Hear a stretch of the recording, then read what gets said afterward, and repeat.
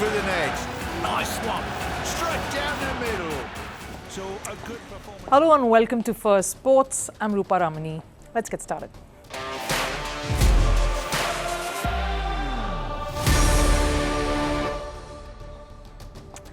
Right on the show today, any talk of India is banned in this dressing room, says Pakistan A captain Mohammad Haris. This ahead of the emerging T20 Asia Cup tournament. The statement, of course, comes at a time when Pakistan desperately needs India to agree to travel for the ICC Champions Trophy next year. The English Cricket Board have also now come out saying no India means no Champions Trophy. More on this in the show. Kylian Mbappe is a marked man. Though no official charges have been made just yet, the rape allegations swirling in the Swedish media has opened another can of worms. How will Mbappe navigate through this storm and emerge unscathed? India's new generation of chess superstars are truly here in what was a generational shifting game. Our Pragyananda outwitted his mentor, Vishwanathan Anand, in the WR chess tournament in London. And a shocking slow start by the Indian men's cricket team in Bengaluru as New Zealand rattles the hosts. Can India script another glorious comeback here? But first, a look at the headlines.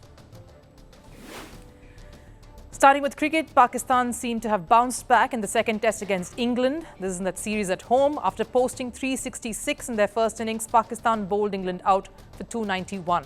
Sajid Khan, with his 7 wickets, wrapped up the England innings to give Pakistan a narrow lead of 75.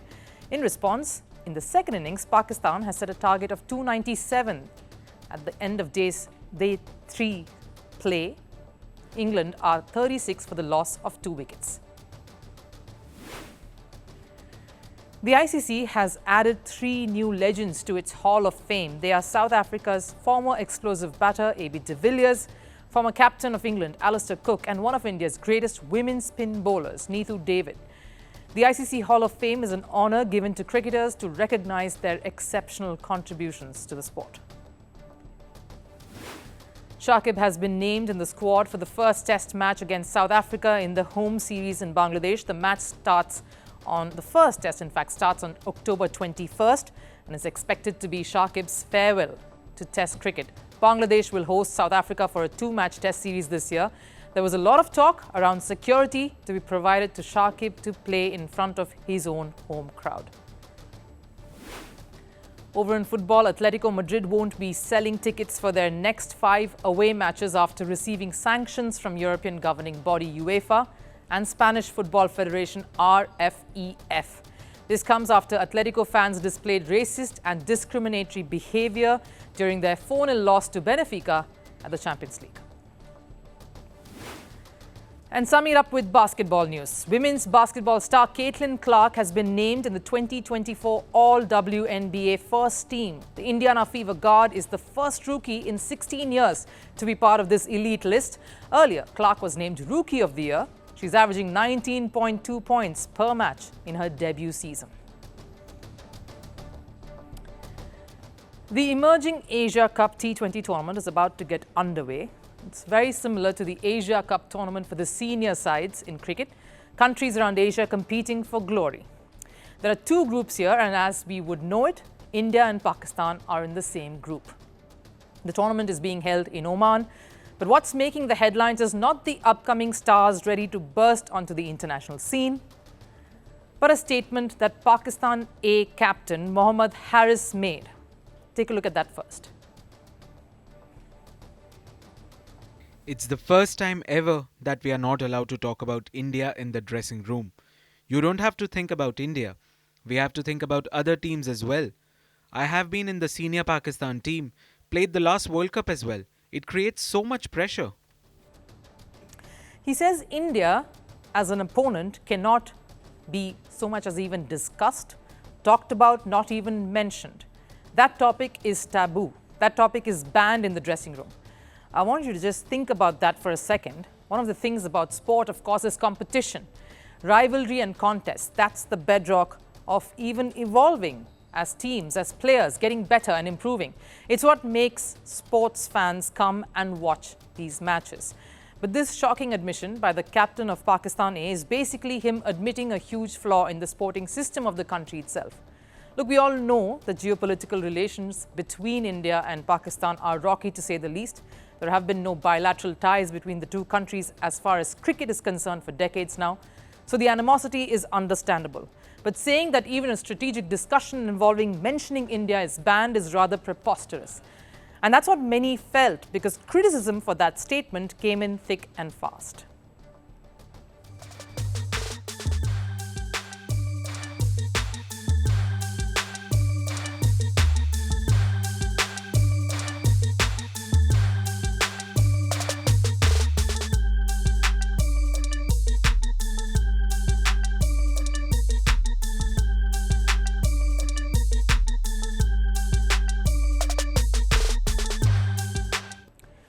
I wouldn't put the blame on Haris here. He's talking about a scenario that exists in the dressing room. It's a mere admission. He says all that ever does is build pressure. It builds anxiety. That's the reason why they do not discuss India at all. Yes, there's always pressure in a contest. That's what is the beauty of sport. Pressure is an aspect every athlete and team has to deal with on a regular basis at professional sporting structures. But imagine to what extent it must be when it comes to Pakistan facing India that they are told to not even talk about the opponents. This despite Pakistan A being defending champions. They won the last edition of this emerging Asia Cup tournament, beating whom?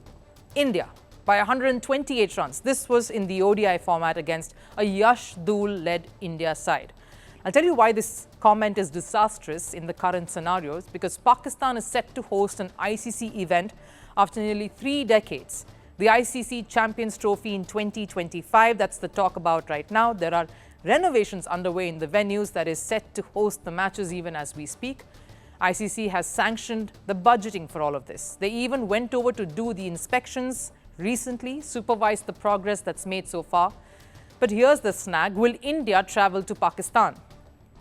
That was always the concern, but PCB was firm that things will fall into place in this regard.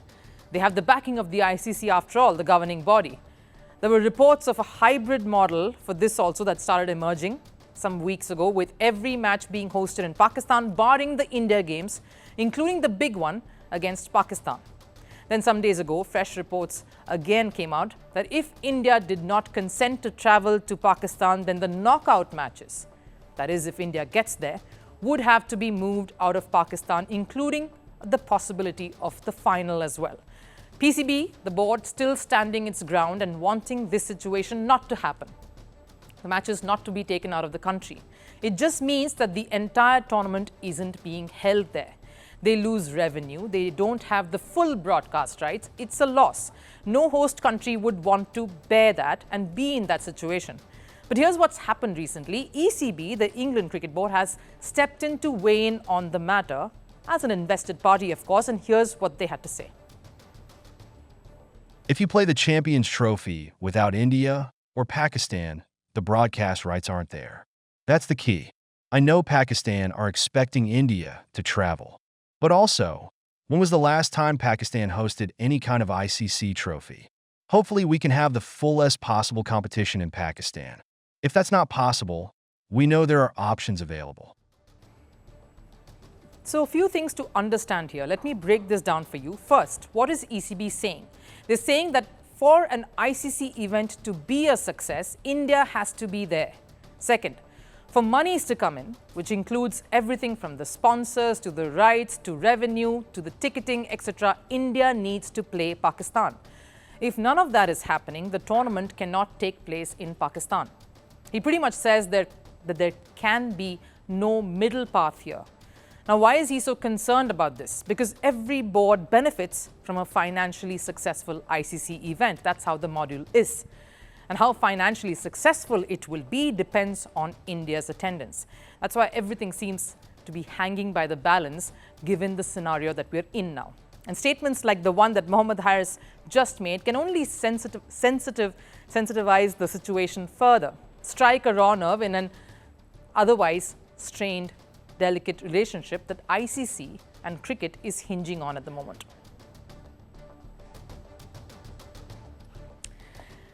Meanwhile, the Indian men's cricket team was given a bit of a rude shock at the start of the first test against New Zealand in Bengaluru. It's day one, the first day of play technically after day one, in fact, was called off due to persistent rains. And India was put on the mat against the Black Caps. India won the toss. And despite the conditions, the skipper chose to bat first.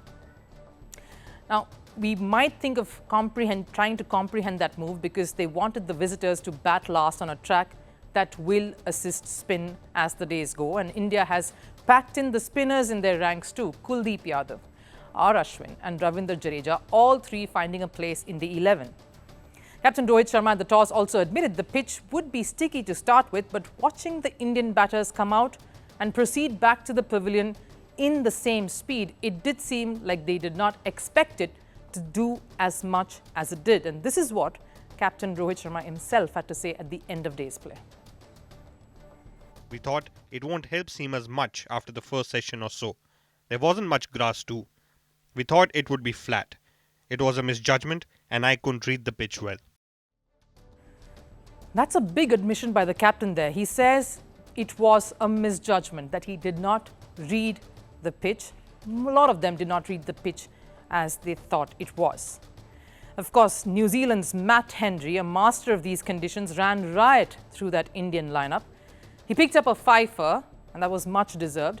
New Zealand went in with 3 pacers and all 3 bowled with great discipline. Tim Southee only picked up 1 wicket for his 6 overs. The rest went to William O'Rourke, who dismissed some key batters, including Yashasvi Jaiswal at the top, Virat Kohli and KL Rahul.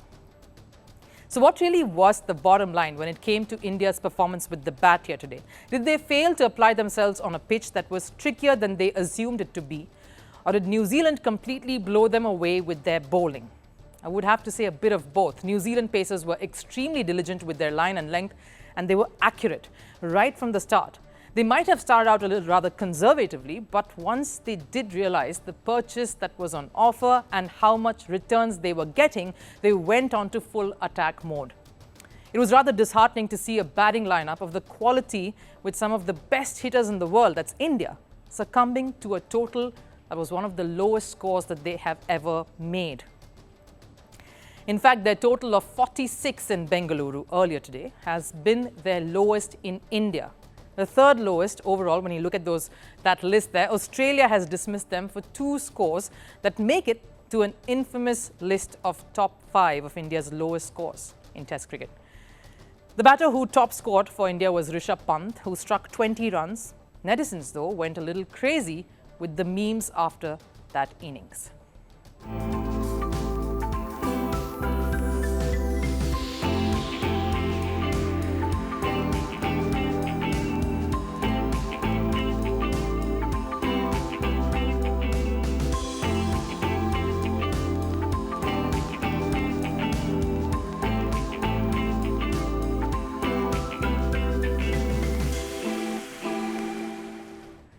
We're glad some saw the lighter side of it. In response, though, it did not take too long for India to give Jasprit Bumrah and Mohammad Siraj the break and get the spinners in to try and get some breakthroughs, to try and get some positive news in an otherwise very dour day. Rotating between the 3 wily customers and Ashwin, Jadeja and Kuldeep to try and put that pressure on New Zealand. But the star in their batting lineup was someone who just knows how to play spin by now, Devon Conway. You ought to, if you have spent some seasons in the Chennai Super Kings dressing room at the Indian Premier League. So facing a sort of teammate in some sense, and Ravindra Jadeja came a little naturally to Conway.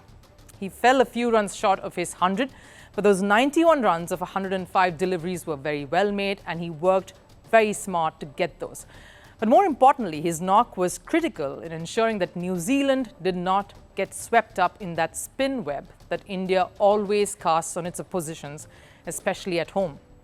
That's what they will look to try and get to as the days pass and spin gets a little more difficult to tackle. But the one worry for the host, the Rohit Sharma, in that post-day press conference allayed those fears, would be the image of Rishabh Pant hobbling across the field. He was struck on the knee while keeping and had to be assisted off the field. Apparently, he will be taken for scans. There was some work done on his fitness, and The captain believes he will take the field tomorrow. Shouldn't be too serious. Dhruv Jurel, though, came on to keep his place.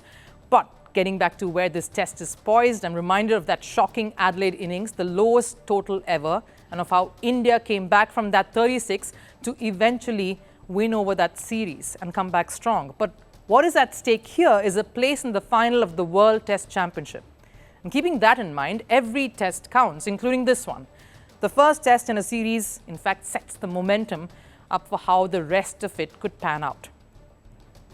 India, of course, trounced that theory against Australia in what will be one of the most memorable and one of those odd test wins that will always be remembered for India's magnificent comeback in an away series against mighty Australia. They'll look to try and replicate some of that success here as they aim to wrest back the advantage that they might have lost in this test so far. This has been the year for chess and India, a year that saw a historic double gold at the Olympiad, a year that saw a young teenager triumph over the best to clinch a candidate's win, and a year that is only making India strengthen its hold as true champions in a sport they invented. The most remarkable, of course, game took place this week between the original genius and the child prodigy, the guru or the mentor and his mentee. And guess what? The mentee came out victorious. Pragyananda beat Vishy Anand in the quarterfinal of the WR Chess Masters in London, a reflection of the student outsmarting his teacher. And that game is a seminal moment in India's chess history. Here's why.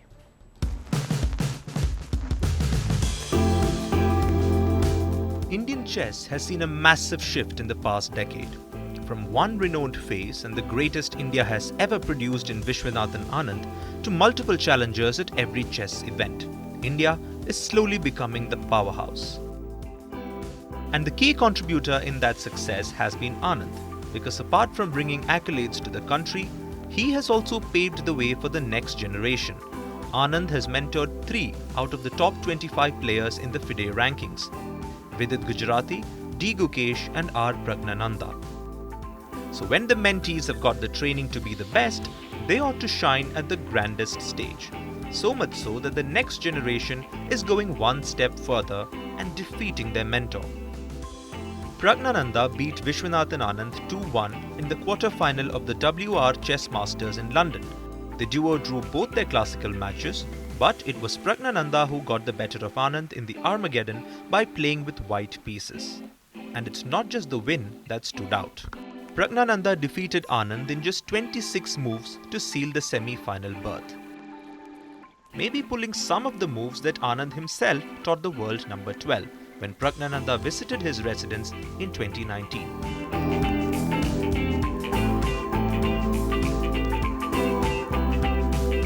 This is where it all started.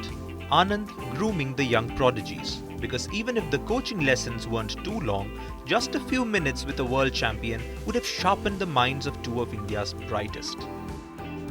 In fact, any big achievement by India on the global stage is often credited to Anand and what he did to lead the way for the floodgates to open. A very impressive double gold achievement by India. Vishy's children are all grown up and chess is coming home. This is what Garry Kasparov said after that historic win at the Olympiad.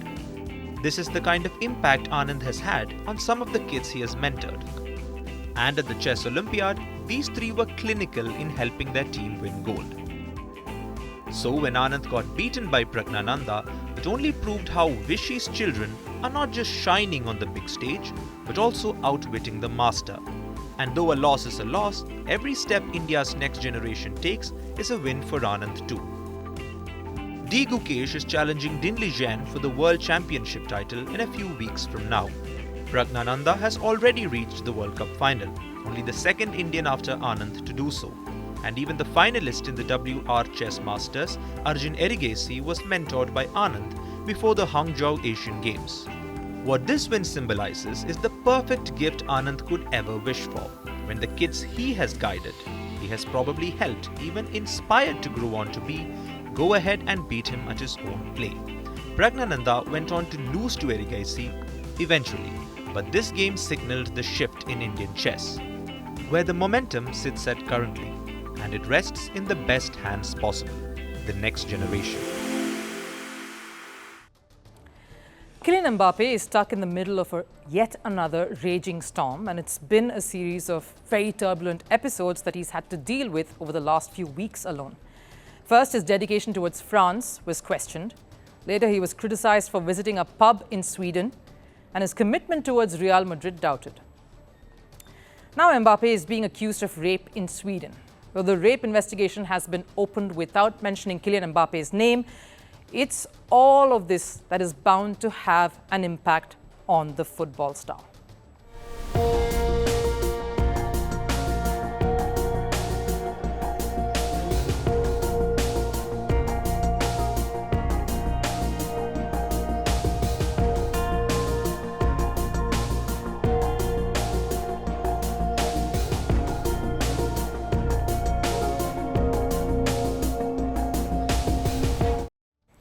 Not pretty headlines to wake up to. The Ballon d'Or contender is suddenly not the most favoured footballer in the world.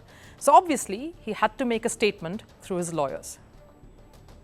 He is stunned to hear that it could concern him. He is not aware of the extent of the media frenzy, but is completely calm and does not understand what he could be accused of. This is the reason why we are going to file a complaint for libel.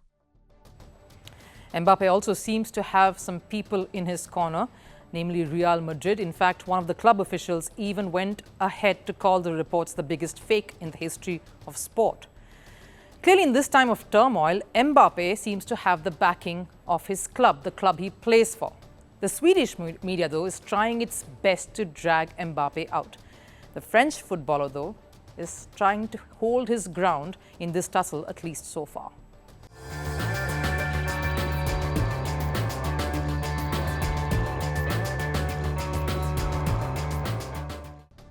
That's the only comment Mbappe himself has made. That's a tweet he posted. The interesting point to note here, Mbappe says the news comes a day before a hearing.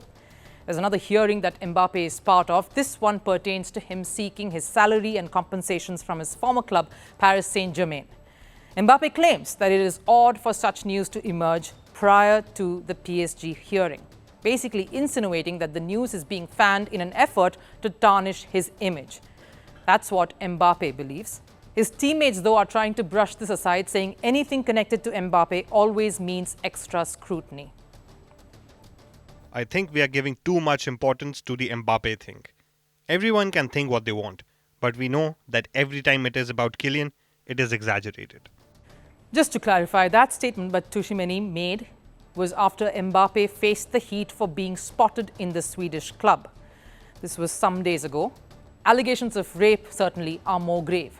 And even if Mbappe claims he didn't do anything wrong, the accusations of rape are alone enough to leave its repercussions on everyone, more so Mbappe. Because in the past, some of the biggest names in football who have actually been associated with rape cases have seen their careers get derailed, rightfully so. Dani Alves recently who was found guilty of rape charges. He might face a potential sentence of 4 to 5 years.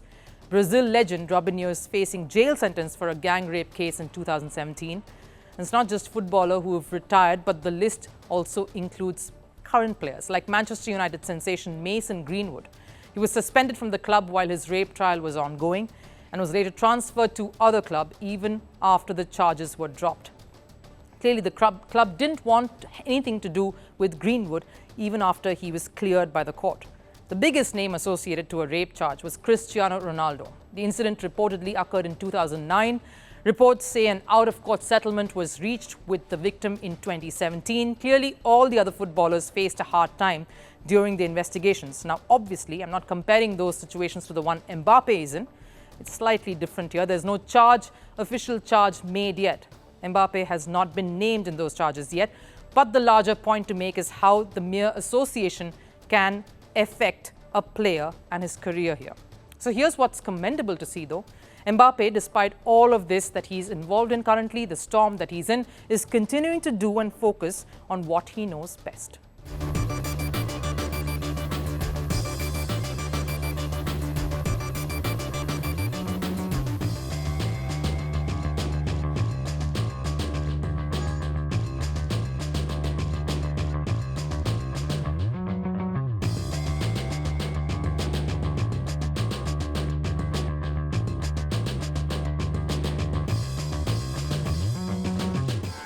The message Mbappe is hoping to send is that he's focusing on his game, he's bothered about his training, on what he can control at this moment, and he isn't making too many statements either, apart from that post he made, or trying to over-clarify his stance. He's trying to do the right things at this point, and trying to let legal proceedings take its own course. We'll just have to wait and see how he manages to ride out of this storm, something that he's possibly done a few times before, but this could be interesting.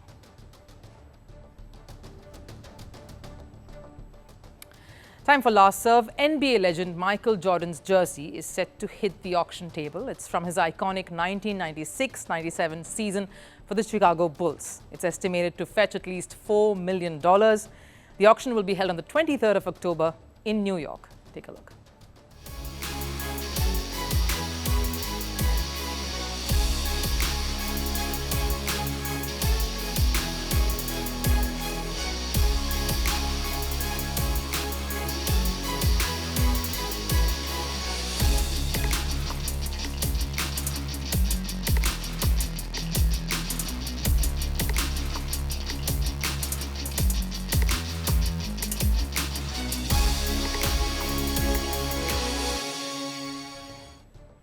That wraps up this edition of Firstpost. Do join in tomorrow for some more fresh updates and perspectives from the world of sports.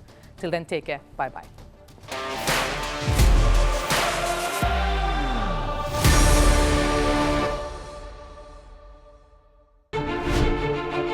Firstpost decodes the U.S. election, explains how America chooses its president. Your primer on the race to the White House. Everything you need to know about how America votes and its global implications. U.S. Election Explained. Every Monday and Thursday only on Firstpost.